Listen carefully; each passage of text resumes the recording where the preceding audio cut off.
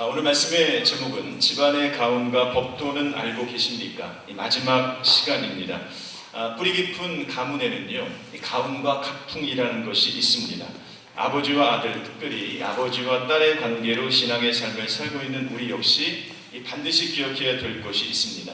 우리 하나님 아버지는 보통뿐이 아니십니다. 이 보통뿐이 아니라는 것은 보통의 가정이 아니라는 것이죠. 하나님 아버지께서 능력이 있고 또 그분이 명문 중에 명문이라면 우리가 하나님과 아들과 또 혹은 딸의 관계를 맺고 살아간다면 우리 역시도 하나님의 가문 가운데에 있는 가풍과 가훈을 잇는 명품 인생 명문 가정이 되어야 된다는 거죠. 여러분, 우리가 아무리 거지로 살았다 하더라도요, 예를 들어서 거지로 살았던 사람이 양아들로 부잣집에 여러분 들어가게 되면요, 그때부터는 거지로 아무리 살았어도 거지 때 행했던 행동들을 그곳에서 행하면 안 된다는 거예요. 여러분, 거지의 특징이 뭐죠? 일단은 거지는 굉장히 간소하게 밥을 먹습니다. 그러니까 이 양푼 이거 하나만 있으면 돼요. 거기다가 밥도 담고요, 먹던 소세지도 담고요, 생선 대가리도 담고요. 그러면서 몇 번 흔들고 그 자리에서 손으로 먹던가 숟가락을 사용하던가 어떻게 먹던지 간에 그냥 한 끼 식사 잘 버무려 가지고 그렇게 먹으면 된다는 거죠. 그런데 이 거지가 양아들로 조금 명문 가문에 입양이 된다면 여러분, 그때부터 식사 시간에는 어떻게 되나요? 과거의 습관과 과거의 습성이 아무리 자신의 몸에 배어있고 편하다 하더라도요, 좋은 명문 집안에서요, 엄마 저 그냥 막개스 하나만 주세요, 거기다가 그냥 생선 담고 밥 담아서 원래대로 먹는 대로 그냥 손으로 팍 퍼먹을게요. 여러분, 이렇게 한다면 그 아버지가 얼마나 그 아들을 바라보면서 한심한 생각이 들겠습니까? 뿐만 아니라 그렇게 부잣집 아버지는 그런 삶을 양 아들과 양 딸이 살 수 있도록 허락하지 않는다는 거죠. 여러분, 우리 인생 역시 마찬가지입니다. 우리는 원래부터 여러분 진노의 자식이었습니다. 믿음과는 전혀 상관없는 삶을 살았습니다. 그런데 하나님 아버지께서는 우리를 하나님의 양자로 택해 주셨어요. 하나님의 자녀로 선택해 주셨죠. 신분이 바뀌었습니다. 삶의 태도가 바뀌어야 됩니다. 우리의 영혼육의 아버지가 하나님 아버지로 바뀌게 됩니다. 그런데 그 다음날 내가 하나님 아버지의 자녀가 되었음에도 불구하고 내 삶의 현장에서 여전히 죄의 진노의 자식의 역할, 거지의 자식으로 살아왔던 삶의 방식대로 내가 그대로 살고 있는 모습을 우리가 종종 보게 된다는 거죠. 변하지 않는 우리의 모습을 보게 되는 겁니다. 분명히 하나님 아버지의 아들과 딸로 되었음에도 불구하고 그 집안에 반드시 갖추고 있는 가훈과 법도가 있는 가정에 새로운 아들과 딸의 됨의 삶을 살고 있음에도 불구하고 정확히 말한다면 그분의 가풍과 가훈을 알지 못한 채 어떻게 내 삶 가운데 적용하고 살아야 될지를 모르고 살아가는 것이 우리의 모습 가운데 존재한다는 거예요. 그래서 제가 지난 4주 동안 여러분들과 어떤 이야기를 나눴냐면 집안의 가훈과 가풍, 즉 하나님 아버지께서 그토록 우리 가운데 가르쳐 주시고 지키기를 원하시는 집안의 가훈과 가풍을 우리가 알고 계십니까? 라는 주제로 4주 동안의 연속 설교를 했습니다. 오늘은 그 마지막 시간입니다. 하나님께서 우리 가운데에 정해놓으신 가훈과 가풍 중에 가장 중요한 것은 여러분 뭐라 그랬죠? 십계명이라고 이야기했습니다. 여러분, 십계명 여기 외우고 계신 분들도 계시고 어렴풋하게 기억하시는 분도 계시겠지만 첫 번째 십계명의 계명 가운데 첫 번째는 너는 나 외에는 다른 신들을 내게 두지 말라는 거예요. 그러니까 그 마음속에 하나님 외에는 다른 신을 섬기지 말라라는 것이죠. 두 번째 우리 가운데 주셨던 계명은 우상 숭배하지 말라는 것이고요. 세 번째의 계명은 하나님 아버지의 이름을 망령되게 일컫지 말라는 겁니다. 네 번째의 계명은 안식일을 꼭 지켜라, keep the Sabbath, 안식일을 꼭 유지하고 지키는 삶이 하나님의 가훈과 가풍이라는 것이죠. 다섯 번째 계명, 1계명부터 4계명까지가 하나님을 사랑하는 방법에 대해서 이야기했다면 5계명부터 10계명까지는 어떻게 하나님의 형상을 닮은 이웃을 사랑할 것인가. 그래서 5계명의 첫 번째 되는 그 5계명의 계명은 바로 부모를 공경하라입니다. 여섯 번째 계명은 살인하지 말라는 것이고요. 일곱 번째의 계명은 간음하지 말라. 여덟 번째의 계명은 도둑질하지 말라. 그리고 아홉 번째의 계명은 내 이웃에 대하여 거짓 증거를 하지 말라. 그리고 마지막 10번째 계명은 너희 마음속에 있는 탐심을 제거하라는 것. 이것이 바로 하나님께서 우리 가운데 주신 가훈과 각풍이라는 겁니다. 저는 여러분들의 머리가 똑똑한 줄은 알고 있지만, 그러나 여러분들이 너무나 많은 말씀을 매주마다 들었기에 지난 4주 동안, 아니 한 주 더 걸쳐서 5주 동안 제가 여러분들에게 말씀했던 이 말씀을 전혀 기억하지 못한다는 사실 또한 잘 알고 있습니다. 여러분, 첫 번째 우리가 들었던 제1계명, 내 마음속에 하나님 아버지만 모시라는 이 제1계명의 의미가 뭐가 있을까? 우리는 때때로 세상을 살면서 우리 마음 가운데 두 마음을 가지고 살아갑니다. 우리 마음은 늘 갈등을 일으키고 있어요. 하나는 육체의 소욕과 성령의 소욕이 갈등을 일으킨다는 거죠. 우리 마음 가운데 하나님 아버지의 마음으로 가득 차 있다면, 우리가 하나님의 생각으로 가득 차고 살아간다면 그 마음은 성령에 속한 마음입니다. 그러나 우리가 세상을 살면서 늘 하나님 아버지만 생각하진 않습니다. 때때로 다른 아버지가 우리 아버지로 착각하게 됩니다. 그리고 다른 아버지가 우리 아버지보다 능력이 있다고 생각해요. 그래서 우리 아버지 외에 다른 아버지를 섬길 때가 많이 있습니다. 어떤 사람은 그것은 돈이라고 말할 수 있습니다. 어떤 사람은 그것을 명예라고 말할 수 있습니다. 어떤 사람은 그 무언가 나만이 가지고 있는 숨겨둔 무언가가 아버지의 자리를 대신할 수 있어요. 그래서 아버지는 뭐라고 이야기하시나요? 제1계명은 네 마음속에 나를 모시고 나만을 생각하고 내가 말한 것만 제대로 따라오라라고 그렇게 말씀하시는 겁니다. 그럼 왜 그럴까요? 아버지라는 이름에는요, 책임감이 있습니다. 의무감이 있습니다. 다른 사람들이 어떻게 되는 것과 상관없이 내 아들, 딸만큼은 올바르고 안전하고 제대로 키워야 되는 의무감과 책임감이 아버지라는 이름에 담겨져 있다라는 것이에요. 그러기에 그 아버지가 그 자녀들을 보호하기 위해서 제일 먼저 말씀하신 것은 네 마음속에 내가 너에게 말한 명령, 내 생각만 네 마음속에 있으면 좋겠다라고 그렇게 말하고 있다는 겁니다. 때로는 이런 아버지의 마음과 아버지의 태도가요, 우리 가운데 구속으로 느껴질 때가 있어요. 속박으로 느껴질 때가 있습니다. 그러나 우리가 꼭 기억해야 될 것, 하나님 아버지의 구속은 속박이 아니라 축복이라는 사실입니다. 저는 이번 설 연휴 기간 동안에 저도 인천 고향집에 다녀왔습니다. 집에 또 경사가 있어서 제가 고향집에 다녀왔어요. 그리고 나서 30일에 설 당일날 새벽 5시 반에 이제 인천집에서 창원집으로 내려왔습니다. 어두웠습니다. 추웠습니다. 먼저 시동을 제가 걸어놓고요. 그리고 짐을 다 정리하고 나서 마지막에 우리 두 딸을 차에 태웠습니다. 그런데 어머니께서 쫓아나오신 거예요. 그러면서 말씀하시는 겁니다. 야, 너 조심해야 돼. 너 운전 잘해야 돼. 너 천천히 몰아야 돼. 너 졸지 마라. 자조심해야 돼. 등등의 이야기를 그냥 잔소리를 그냥 그 짧은 3분 기간 동안에 워낙에 저를 닮으셔가지고, 아니 제가 저희 어머니를 닮았죠. 저희 어머니를 제가 닮아가지고 말을 숲사포처럼 하는데 순간 막 짜증이 확 날 것처럼 보였지만 그 이야기가 나쁘게 들리지는 않은 거예요. 그래서 제가 곰곰이 생각해 봤습니다. 그 말은 제가 우리 은서와 은샘이에게 자주 하는 말입니다. 자조심해야 된다. 사람 조심해야 된다. 절대로 차도 위에서는 뛰면 안 돼. 손을 들고 좌우 옆을 바라보면서 그렇게 걸어가야 된다. 서두르지 마. 70대 노모가 40대 아들에게 했던 이 말, 집 떠날 때까지 저에게 들려줬던 이 말은 제가 제 자녀에게 종종 하는 말이었습니다. 여러분, 제가 창원에 도착해서 저희 어머니에게 전화를 했어요. 그래서 저희 어머니에게 잘 도착했습니다 어머니라고 이야기하니까 저희 어머니께서 하시는 말씀이, 너 출발하자마자 내가 기도실에 가서 기도하고 조금 전에 올라왔다 아들아, 그러시더라고요. 여러분, 어머니께서 저에게 해주신 이 말이 속박처럼 들립니까? 아니면 여러분 축복으로 보이십니까? 아들을 위해서, 자녀를 위해서, 손주, 손녀를 위해서 기도하는 그 모습은, 그 말은 결단코 속박이 아니라 축복이라는 사실을 언제 알 수 있는가? 우리가 성숙하고 어머니가 돼보고 아버지가 돼보며 우리 삶 가운데 철이 들고 믿음이 생기면 그 부모님의 말씀과 명령이 우리에게 속박이 아니라 축복이라는 사실을 안다는 겁니다. 때로는 우리 마음 가운데 아버지의 품을 떠나고 싶은 마음이 있습니다. 아버지가 아닌 것으로 대신 아버지를 채울 때가 있어요. 그 결과가 인생에서 뭐가 있습니까? 남는 것이 없다라는 거예요. 어린 시절부터 내 부모님의 말씀 하나만 내가 제대로 더 들었더라면 내 인생의 삶은 더 다른 삶을 살 수 있었을 텐데 우리가 후회할 때가 있어요. 예, 그렇습니다. 그러기에 하나님 아버지께서도 제1계명은 너는 네 마음속에 다른 신을 두지 말고 나만 섬기고 내 말만 따르고 나만 생각하는 삶을 살라라고 그렇게 이야기하고 있다는 것입니다.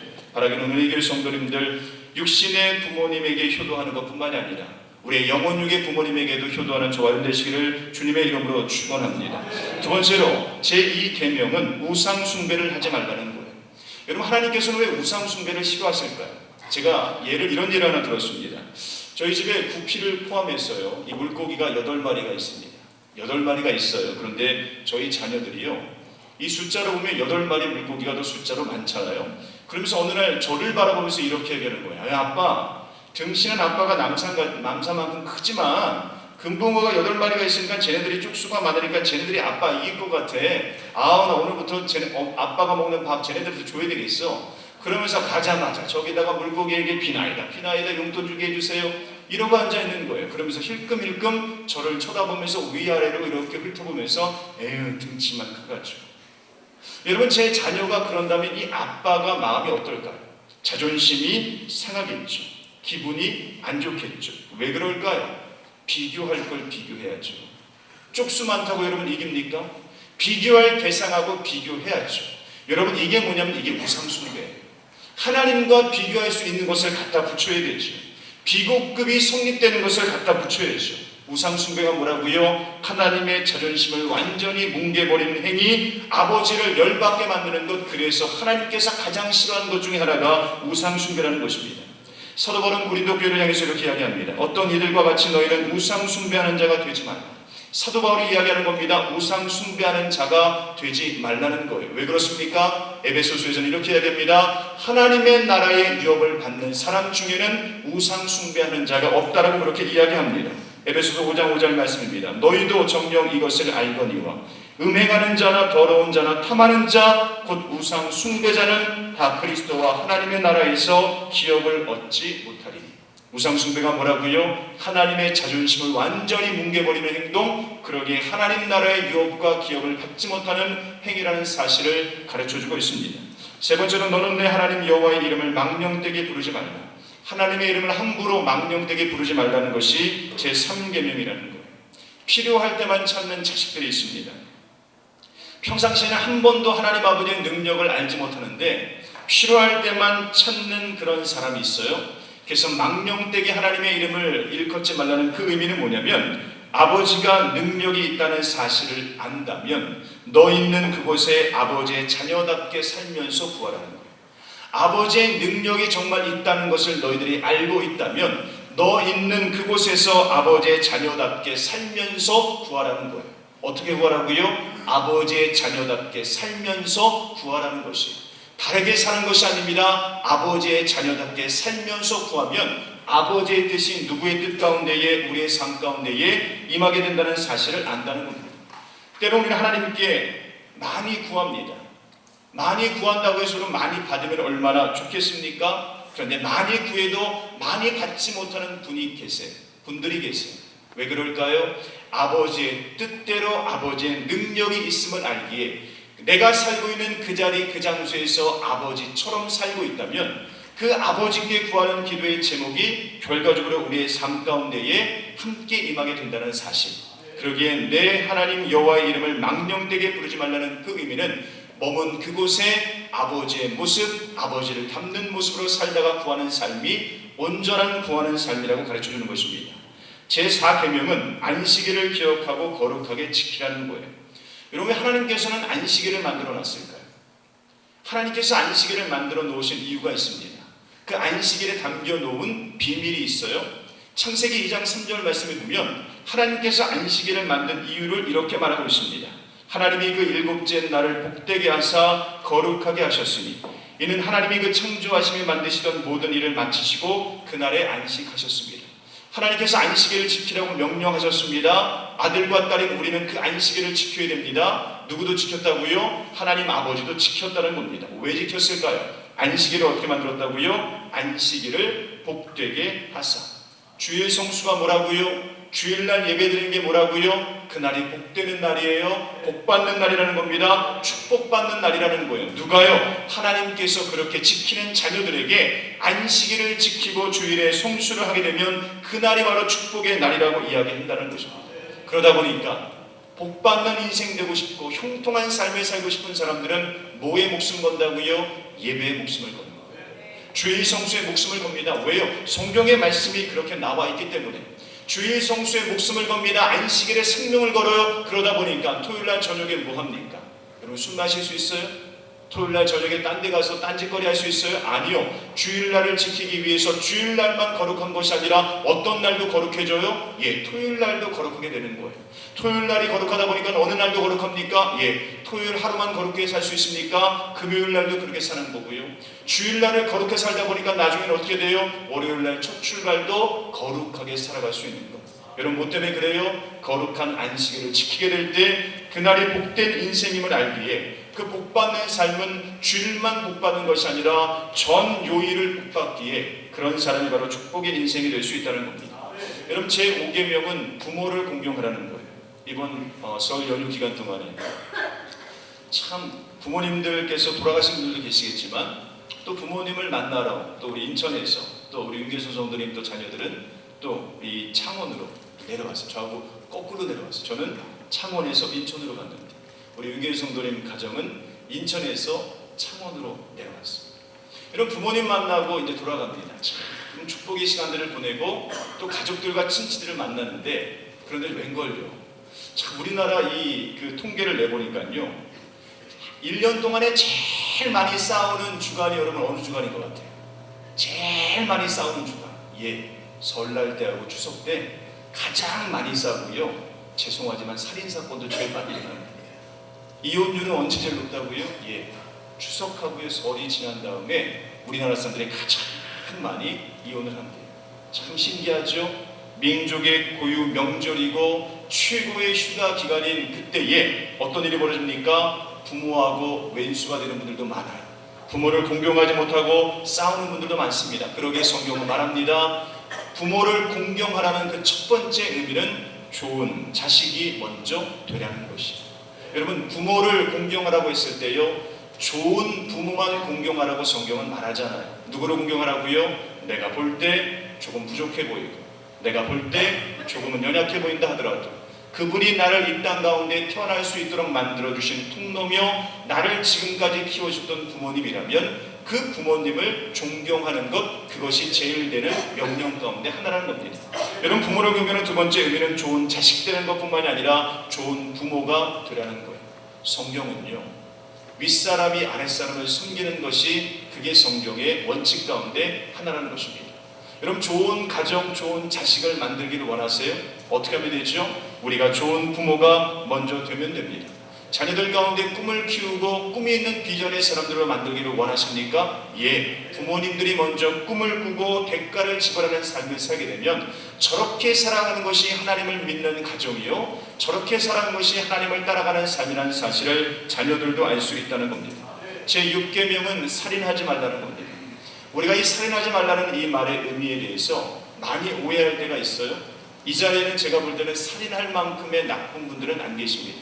혹시 살인 정도 해보신 분 계세요? 우리 교회는 그런 분들은 안 계실 겁니다.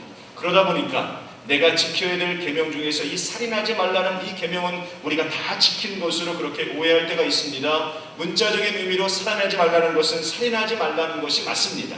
그러나 문자적인 의미가 아니라 예수님께서는 이 문제를 다음과 같이 이야기하십니다. 마태복음 5장 21절로 22절까지 말씀. 옛사람에게 말한 바 살인하지 말라 누구든지 살인하면 심판을 받게 되리라 하였다는 것을 너희가 들었으나 나는 너희에게 이르노니 형제에게 노하는 자마다 심판을 받게 되고 자 누가 심판을 받는다고요? 살인과 똑같은 대꾸를 사용하는데 그것을 형제에게 노하는 자들 그리고 형제를 대하여 나가라고 이야기하는 사람들 미련한 놈이라고 말하는 그 사람들도 심판을 받고 지옥불에 떨어진다라고 마태복음 5장은 그렇게 이야기합니다. 예수님은 분명히 말씀하셨습니다. 우리의 언어의 삶 속에 그 형제가 하나님의 형상으로 만들어진 그 자매를 향해서 네가 천치라 그러고 바보라 그러고 미련한 놈이라고 이야기하는 그것조차도 살인하는 행위라고 이야기하고 있다는 거예요. 우리 식으로 표현해 볼까요? 우리가 마음에 안 드는 사람 특별히 이 설 연휴 기간 동안에 내 뜻대로 내 생각대로 안 돼가지고 그냥 화를 내면서 저거 또라이 아니야 저거 미친 거 아니야 저거 여기까지 제가 이 욕을 잘하는 정말 어색해요. 자기 언어로 욕을 하고 상대방을 비방하고 이런 모든 것들을 예수님은 뭐라고 이야기하신다고요? 그게 살인이라고 이야기한다는 거예요. 여러분 기억하십시오. 편견이라는 것 그리고 내가 판단한다는 것이 뭘 불러요? 살인을 부른다는 거예요. 내가 그 사람이 바보 같다고 해서 하나님도 그 사람을 바보라고 부르느냐? 그렇지 않다는 거예요. 그 사람이 내가 볼 때 모자르게 보인다고 해서 넌 모자른 사람이야, 이 천치야라고 한다고 해서 하나님도 그 사람을 천치라고 하지 않아요. 뭐라 그러죠? 그럼에도 불구하고 하나님의 아들, 딸이라고 불러줬던 것처럼 우리 가운데 언어마저도 편견과 우리의 생각을 뛰어넘는 삶을 살 때 그런 사람이 진정으로 살인하지 않는 삶을 산다는 거죠. 제7계명은 간음하지 말라는 겁니다. 여러분, 성경은 분명히 말하고 있습니다. 마음으로 푸는 간음과 음욕, 그리고 직접 그 일을 행한 간음자는 죄요, 간음은 반드시 죽임당하고 심판당할 것이다라고 말합니다. 여러분, 소돔과 고모라 성이 망했던 이유가 있습니다. 여러분, 항상 하나님께서 심판하실 때 심판을 받는 그 대상과 지역은 공통점이라는 게 하나 있어요. 그게 뭐냐면 음란과 음욕이 판치는 세상은 하나님은 함께 하지 않습니다. 우리 많은 그 어르신들 가운데 예전에는 이런 말씀들을 참 많이 하셨어요. 야, 난 저 사람하고 겸상하지 않아. 난 저 사람하고 겸상하지 않는다. 저도 그 추석 때 또 설 때 예전에 저희 아버님이 살아계셨을 때 그 큰 집에 가면요, 아직도 잊혀지지 않는 게요, 나이가 7살, 8살이 되더라도요 항상 식사를 누가 하고 같이 하냐면요, 할아버지, 그리고 큰아버지, 작은아버지, 뭐 막내 삼촌, 뭐 큰형 이렇게 해가지고요, 남자는 큰 상에다가 이렇게 그 상을 차려놓고 남자들은 거기서 먹고요, 그렇게 수고하신 그 큰엄마, 할머니, 우리 엄마, 작은엄마, 뭐 우리 누나 뭐 이런 사람들은 다 어디 가서 앉아있냐면 저쪽 구석에 동그란 밥상 3개 붙여가지고요 그렇게 식사를 해요. 참 이상했습니다. 분명히 저쪽 자리에 남자들이 먹는 자리에도 자리가 남는데 조그만 자리에 그냥 덕지덕지 붙어가지고 군대인다들 이만한데 거기 앉아가지고 만두국 퍼먹는데 웬걸요, 저는 그냥 몸이 작은 7살, 8살인데도 그 밥그릇은 막 그냥 제사 지낸 그 밥그릇 막 올려놓고요, 그런데 그 어머니들은 조그만 종지에다가 밥 드시고 그렇게 식사하시더라고요. 그런데 그렇게 말씀하시더라고요. 야, 우리 원래 뼈대 깊은 가문은 겸상하지 않아. 남자 여자가 따로 먹는 거야. 여러분, 그런 이야기 좀 들으시는 가문이셨습니까? 겸상하지 않는다는 거예요. 하나님께서도요 하지 않는 게 있어요. 모든 것을 다 참는 것처럼 보이시죠? 하나님도 안 참는 게 있어요. 그게 뭐냐면 하나님은 죄하고는 겸상하지 않는다는 것입니다. 죄하고는 함께하지 않는다는 것입니다. 하나님께서 가장 싫어하는 것, 소돔과 고모라 성에 망했던 음란과 음행, 그러기에 히브리서 13장 4절 말씀에 보면 음행하는 자들과 간음하는 자들은 하나님이 심판하신다라고 성경은 그렇게 말하고 있습니다. 세상이 타락을 많이 했습니다. 교회 공동체 안에서도 그런 영향을 많이 받습니다. 그런데 하나님의 가움과 법도를 지키는 사람, 하나님께서 가장 싫어하시는 간음하지 않는 삶을 산다는 겁니다. 제8계명은 도둑질하지 말라는 겁니다. 예, 도둑질하는 분들이 계세요. 그런데 이 의미도 여러 의미로 사용되지만 하나님께서 우리 가운데 도둑질하지 말라는 이 의미는 우리의 삶이 청지기적인 물질의 개념들을 가지고 살라는 겁니다. 여러분, 우리가 가지고 있는 재물은요 3가지의 몫이라는 것이 있습니다. 그 첫 번째 몫은 우리의 것 중에서는 하나님의 것이 있어요. 두 번째, 우리의 것들 가운데 뭐가 있어요? 이웃의 것이 있어요. 세 번째, 우리의 목 가운데는 바로 나를 위한 것이 있습니다. 이것이 다른 물질관 가운데 하나입니다. 그런데 우리는 어떻게 생각합니까? 내가 번 것은 다 내 것이라고 착각을 합니다. 저는 주변에 많은 사람들에게 도움을 많이 받았습니다. 때로는 제가 도움을 받을 때 무슨 개척을 하다든가 또는 어떤 뭐 경조사의 일이 있을 때 주변의 분들이 저를 많이 격려해주고 많이 도와주셨어요. 내가 이것을 정말 받아도 되나? 내가 이런 사랑과 축복을 이분이 내게 왜 주시지? 그러면서 그것을 받아요? 예, 받는 것은 뭐라는 거예요? 하나님께서 받은 것은 다시 돌려주라는 의미라는 것이에요. 내가 가지고 있는 물질, 여러분 내 것 아닙니다. 하나님 것도 포함되어 있습니다. 이웃의 것도 포함되어 있어요. 그리고 나를 위해서 쓰는 것도 포함되어 있는 물질의 균형 있는 삶을 사는 것, 이것이 도둑질하지 않는 삶이라는 것이죠. 제9계명은 내 이웃에 대하여 거짓 증거하지 말라는 겁니다. 내 이웃에 대하여 거짓 증거하지 말라. 여러분, 이 의미가 뭐가 있을까요? 내 이웃에 대해서 거짓 증거하지 말라는 이 말은 내가 하는 말이 곧 너 자신임을 잊지 말라는 거예요. 내가 하는 그 말이 곧 누구라고요? 내 자신이라는 사실을 잊지 말라는 겁니다. 대부분의 사람들은요, 내가 하는 말과 자신은 별개라고 생각합니다. 그래서 거짓말을 하고도요, 그 거짓말을 하는 나와 거짓말하지 않는 내 모습은 전혀 별개라고 생각해요. 쉬운 말로 거짓말하고도 그것이 원래 자신과는 상관없다라고 사람들은 생각합니다.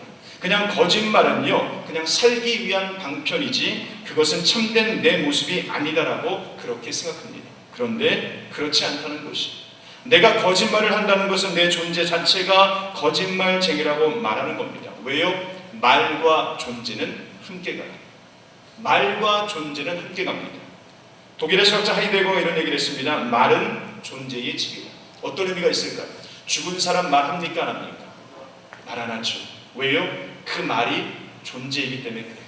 내가 존재한다는 것은 내가 말한다는 겁니다. 그러게 그 말이 뭘 담고 있는 거예요? 내 존재를 의미한다는 거예요. 그러게 하이데거가 바로 말이 그런 존재의 집이라고 그렇게 이야기한다는 것이죠. 그 사람의 진실성이 그 말 가운데 결여됐다면 그 존재에도 뭐가 없다는 겁니까? 진실성이 없다는 것이죠.